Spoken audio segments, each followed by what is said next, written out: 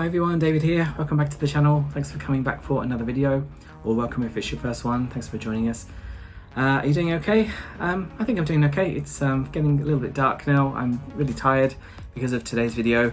I decided to go to the Nintendo Museum, which recently opened close to Uji in Kyoto prefecture. It just opened 2 months ago. It was really hard to get tickets. I tried to get there for the opening week, but no way. But finally I managed to get some tickets to see that today. So today I'm going to be talking about firstly what's in there. We're going to show you around the parts that I can film. After that I'll talk to you about the other parts that I couldn't film. Look around the shops as well. I bought some things as well. I'll show you what I got, and also how to get tickets yourself, and any recommendations. So hope that's useful. I hope you're all excited to see Nintendo's new museum. So before I start, I'm going to hand over to my montage narrator self. Please like this video, that would help me a lot. Also subscribing, that would help me even more. Sharing, help me even more. Please spread the word, and also leave a comment. Do you have any questions or comments about this video? Is there somewhere you want me to go next? Let me know, I'm all ears.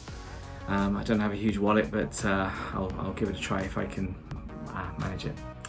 Okay, so I'm going to hand over to myself and see you on the other side. Okay.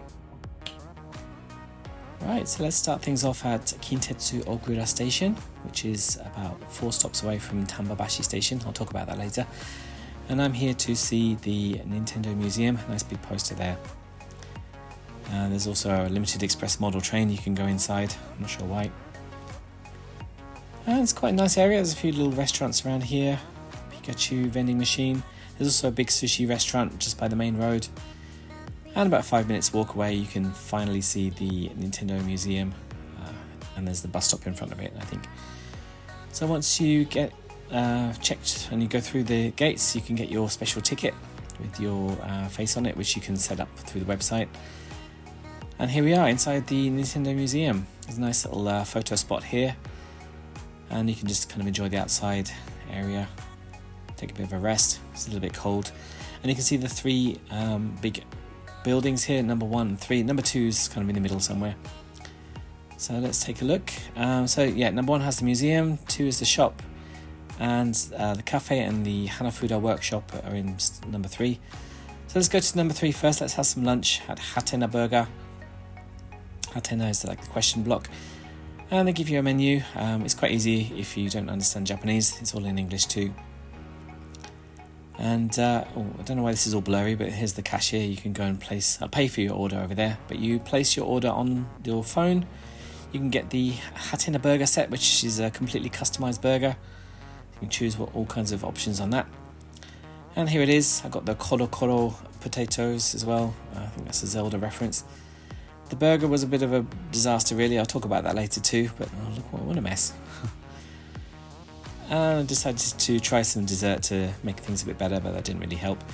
It's kind of nice decor. I mean, I got planted on the edge here because I'm a single traveller. But you can see a bit of the decor. There's a nice Zelda stained glass mural. And some of the wooden parts are made from old pallets from the old factory. And looking up, you can also see the Hanafuda workshop area, which is 2,000 yen to make your own Hanafuda cards. I didn't do that today though. And outside you can see the Pikachu manhole cover. They love these customized manhole covers. There's a nice sort of entrance reception area, and the shop's in the back there. You can book your workshop over there. And off to the left you can enter the actual museum area. And there's also a few little Easter eggs down here, including on the floor here you can see a little Mario pixel art and a nice mural.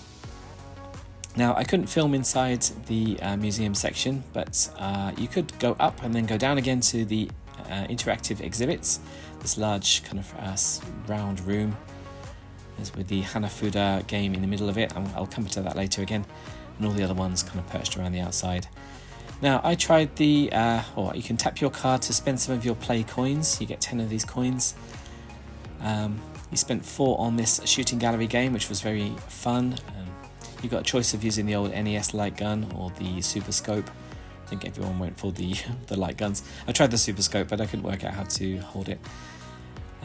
Fighting about against Bowser's armies. I did pretty well. I came third in mine. I was very pleased with that. And that's very good. There's also the Hanafuda cards. This is a throwback to the old original thing that Nintendo made. You play this with a smartphone that they give you. There are English instructions, and you just have to basically search for the card on the smartphone and find it quickly and score big points. I won that as well. This room is for the giant controller games, so you can play all generations of Nintendo games with these giant controllers. This is mostly meant for 2 people, but I did manage to pair up with a staff member and play a Wii game, so that was fun. A bit of cooperation needed. There's also a retro game area where you can play all sorts of games from Nintendo's vast history. I think this only costs 1 coin to play for 7 minutes. You can play all these classic titles from NES games all the way to N64 games. I'm not sure if there are any Switch ones, but mostly retro ones. You can also try the Game & Watch using the motion control, which was quite interesting. I didn't try it, I didn't have enough coins, but you can use your gestures to save the little stick people. So that was kind of interesting. If you've got a few coins left over, you can do that. Or you can try the baseball batting center using the amazing Ultra machine, which is a kind of a pitching machine. So you're in this kind of traditional Japanese room, and you hit the balls, and if you hit certain things you get little effects triggered. How did I do? I got 23 swings. I think I hit 3 times the special target, so that was quite fun. There are some museum exhibits on the ground floor as well, on the first floor, including these kind of shooting game ones. All the different controllers they've had over the years. Nice timelines, well laid out. And also, the different controllers. And lots of different ideas I've had over the years, including that stretchy arm thing. We'll see that in a moment. And the Hanafuda cards, that's where it all started for Nintendo's company. So you can see some of those all laid out nicely. Speaking of cards, they made them all from the start of history all the way through some normal playing cards, eventually to modern day where we've got Pokemon cards, some of the old ones there, and some of the 3DS cards, I remember those, all the way to the Amiibo cards for Animal Crossing. So there we go. I think that's most of the stuff there. You can just have a bit of a wander around, enjoy the atmosphere. Hanafuda card game was quite fun as well, more than I expected. And outside there, once we've finished the museum section, you end up on the ground floor again. And you can see a nice model of the area, and a nice library themed rest area, including all strategy guides from over the years too. Okay, and into the shop we've got all sorts of exclusive Nintendo Museum goods that you can't buy anywhere else at the moment. These are mostly different to the stuff in the Nintendo stores, so pick out some exclusives. And there are a lot of branded things. You've got t-shirts, you've got caps, little plates, a water flask, key rings, pencil cases, lanyards, all sorts of things. There's that little towel as well, special bags, even these cuddly controllers as well. I saw someone buying a Wii controller. And also these branded traditional towels, which were very nice as well. Done in the kind of traditional style. Kind of the art style matched the kind of Hanafuda style. There's some nice Princess Peach one, Baby Mario there too. And of course the traditional Hanafuda motifs are used on a lot of other things. Some glasses there, I think, and you can buy some cards, some very premium sets, I think. I don't know what the prices were on those, but they look quite extravagant. And very nice sort of retro card games. There's the Ultra Hand, I think that's called, this kind of grabby arm thing. You can buy one of those if you want to. It's quite a big store. Most of the goods are based around the different systems, so you can buy goods for the systems that you're interested in. This was quite fun. You buy a bag for I think 2,000 yen, and you can pick up to 10 stickers from these kind of software package box art things. That's kind of nice. You can mix and match the stuff you like. You can buy some character goods as well. I mean, if you really want that Zelda doormat, you can get that here, or Splatoon stuff. But there's not much there. You can mostly get that in the Nintendo store. Like I said, they're mostly focused on the different consoles. So, for example, all kinds of Game Boy Advance stuff here. And every console is represented.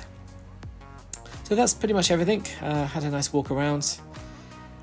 Took a few more photos at the outside plaza. But that's most of it. I'm going to talk about the stuff in the museum in the first building in a moment that I couldn't shoot. There we go, victory. You can see Mario climbing his little flagpole. And that's it. I hope that was interesting.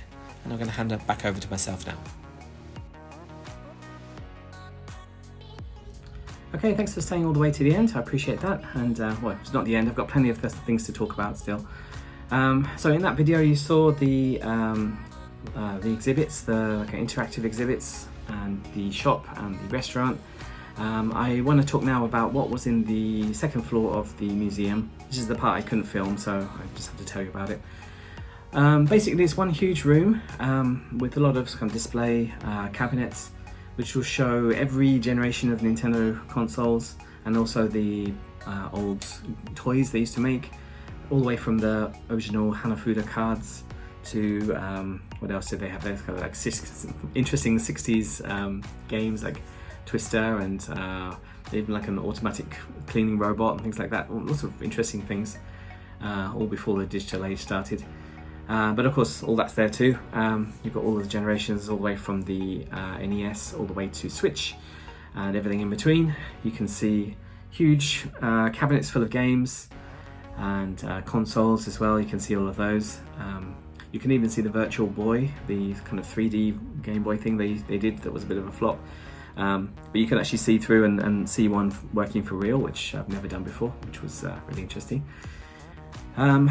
Yeah, so basically you can just walk around, see all of the well, not all of the games, but a huge variety of the games from every generation, variations on the console forms and shapes and sizes, and also celebrating their innovations as well, like what each console did that no other thing had done before, or how they've stretched the technology over the years and tried to do new things, which is done every single time.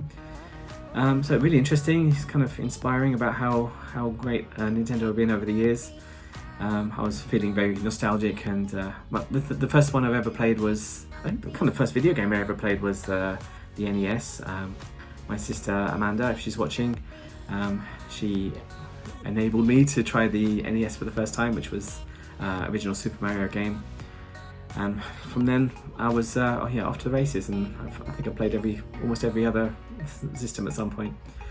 So yeah, you can walk down memory lane. You can see clips of some of the games too that are on display. But it's really interesting to see the clips, because if you stand immediately in front of them, there's some kind of weird targeted speaker that you have to be standing exactly on the right spot, and it will beam the sound right to you. If you're off to the side, you're not going to hear it. That was really interesting. I don't know how they did that. So you can have your own little private listening session to some of these games, which is really, yeah, I found it really unique and kind of nice surprise. It was all laid out really nicely too, and it wasn't in a particularly logical, like time order, chronological order, but that's fine. That means you can just kind of mill around everywhere. There's no route. There's some nice displays too of some of the old arcade cabinets too, and also the prototypes of the consoles, which were really interesting. You can see some of the different forms that they tried out and didn't do in the end. That was really interesting. And also some nice displays of the different characters from the Nintendo's kind of world. They've got like a big Mario wall, for example, so you can see all the games from like the Famicom all the way to the Switch. It's all laid out really nicely. It kind of scratched my brain in a nice way. Even the little spin-offs, like I don't know, the Mario Tennis, or what else does Mario do? All the other spin-offs of Mario, Dr. Mario. So you can see that for various different franchises like Kirby, Animal Crossing, all of those. Excuse me. There was a nice kind of wall of monitors as well. That was, I think, 8 monitors, and simultaneously they were showing the same franchise of games but on the different generations. So for example, like Mario, for example, the first one would be the like the NES version, and there's the Super Nintendo ones all the way to the Switch, and they're all kind of showing stuff at the same time, so you can kind of compare them like for like in a really sort of nice way. I enjoyed that with Pokemon too, because they're doing the same actions at the same time as well. So for example, you'll see Pikachu fighting the legendary Pokemon of that series, so that's really nicely laid out. What else was there? I think that was everything upstairs. So yeah, really nice display upstairs. As for well, what did I make of the whole thing? Well, I'll start with the kind of slightly negative point. There's only really one I want to talk about, and that was the restaurant. That didn't really impress me much at all. The staff were really nice and they're really helpful. I could see them helping other people, and it was fairly easy to follow the instructions of what you had to do. I like the idea of being able to customize your burger. That was really interesting. The unfortunate thing is that food wasn't really very nice at all. It was kind of expensive as well. I mean, I paid almost as much as the entry ticket to just have lunch. The burger was kind of barely above room temperature. It was kind of, the burgers were really tough. I guess it had been reheated or something. The bun was really chewy and horrible. So I wasn't very impressed. I got one with like a fried egg in it, and that had been squished when they packed it up, and that was all over the place. The French fries were fine. That was okay. I didn't realise they had ketchup on the side. I missed all that. Because they plonked me right next to the counters as well, so I didn't really get to see much of the inside, which is a bit of a shame. Yeah, it's not really a great place to go if you're just a single visitor. I thought I'd try and redeem it by getting one of the desserts as well. There was kind of something called a raspberry sweet bread. I don't think they realised that sweet bread's kind of like awful, but anyway, I thought it was going to be like a donut kind of moment, but it turned out to be some kind of defrosted, kind of stale bit of bread with some very cold jam in the middle of it and some very cold and tasteless chocolate on top. So that was a real disappointment, really. So personally, I recommend eat plenty before you go. There's a big cup of sushi before you get in there. It's just next to the station. So yeah, I don't recommend the restaurant, to be honest. It's just such a shame as well, because the one in like Nintendo World restaurants in USJ are really great. There's lots of interesting food you can get there, but this was really a bit of a letdown. But onto the good stuff. Mostly everything else was great. The interactive exhibits were really good. The shooting gallery was really interesting and fun, and I got the kind of third place out of 13, so I was pleased with myself. You can try it with the super scope or the kind of original light gun. So that was I couldn't work out how to hold the super scope, so I gave up and used the light gun. There was the giant controller thing that was really fun too. I was a bit worried I couldn't do it because I was just by myself and you need 2 people. But it wasn't too busy, and the staff said, oh, maybe one of us can help you. So they did, and they helped me with a Wii controller. I probably could have done that by myself, but I don't know. But she was really friendly and helpful and funny. So that was really nice. We played some kind of flight simulator thing.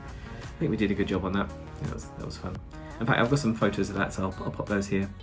Because also when you finished on the app, I got an email afterwards that you can get to the Nintendo ticket site again, and you can review all your records, what you did and what your scores were, and the giant controller thing and the batting center thing that actually took photos of you, and you can download those. Yeah, batting center was all right. It was quite easy to get in. There wasn't much of a line. It didn't interact as much as I thought it would. I hit the light a few times and made it turn on, and hit the table and that span around. But I hit some of the boxes on the walls. I thought that might do something, but no. Anyway, I'm not very good at baseball anyway. I'm just a simple British person. What else was there? The Hanafuda card thing, that was quite fun actually. Don't worry if you don't speak any Japanese. I mean, I couldn't really read the stuff on there. You can play it in English, and you just have to match up the pictures anyway, so it wasn't too hard. And I beat everyone on that group as well. Good job, me. I think I was in it to win it. I was running around. That was kind of nice display as well. The ones I didn't try, I didn't bother with the kind of old games, because I can play a lot of those on kind of virtual console on Switch anyway. The grabby arm thing, that looked okay, but yeah, I didn't have enough coins for that. I didn't do the love tester either because there's only one of me. I love myself, that's okay. That's not true, but whatever. Maybe that's the problem. And the kind of motion capture Game and Watch thing, that was kind of interesting looking as well. Very kind of Nintendo Wii energy. I don't really understand why they gave you so many coins but not enough to do all of them. Maybe people would just keep going on the same things again. But if they just gave me 2 more coins, I could have done all the things apart from the love tester. So, well, anyway, I'm sure they have good reason for that. Yeah, really nice, nice exhibits done with a lot of love, I think. And outside there's some nice photo opportunities as well. As for the shop, I didn't really get a lot of stuff because I don't tend to buy souvenirs that much. Oh, I still got the menu as well from the hamburger shop, Hatina. Hatina means question mark in Japanese. Question mark was why wasn't it better? It gives you instructions in English how to order things by QR code. And by the way, if you get confused like me, if you want to order something else, you have to get a new QR code, but the staff will just give you one. Yeah, so you've got the menu on there. Don't know if you're interested in that. I kind of showed that a little bit on the clip, so I'll leave that. What else did I get? I got the Nintendo Museum notepad because I love buying notepads. They're usually the cheapest thing there. I didn't have any clear files this time, so I got the notepad. I'm sure I'll use that for something next year. It's quite sturdy as well. It's got the plastic front on it. You can see all the different characters. Got the little grabby arm, little Game Boy. Yeah, that's good. Also, I got one more thing. I got this mystery box with all these collectibles. I've unsealed it just so I can open it quickly on this video. What did I get? There's 6 things you can get from this collection. Okay, I've got an old NES keyring, NES what's controller keyring. That's good. That's the European one as well, which is the one I was used to. I never had an NES, but still, oh, that's quite nice. Quite well done as well. A little bit pricey, but it was pretty accurate looking. You can also get like the Japanese one, Japanese Famicom, again Game Boy, Super Nintendo controller, that's an N64 I think, and a Virtual Boy. So yeah, kind of nice. And you got a nice bag as well. There's some paper bags going around, but I think I didn't buy that much, so I didn't get one of those. They didn't charge you for bags either, which is great. Okay, right. What else have I got to say?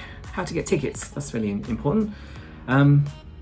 It's a bit of a pain at the moment. You have to really plan in advance. I looked on the website this morning and they're taking entries for the ticket lottery for March. So yeah, 3 months in advance. I guess that'll probably die down eventually and you might just be able to pay to get in at some point down the line. It's a bit like the Ghibli Park did.